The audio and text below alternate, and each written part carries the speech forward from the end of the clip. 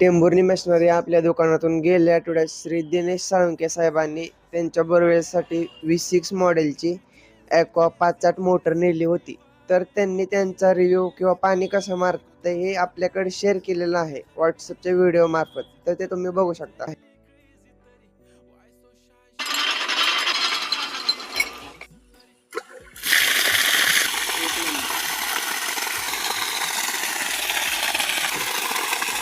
मी दिनेश शंकर साळुंखे, राहणारा आरोडे, तालुका तासगाव, जिल्हा सांगली.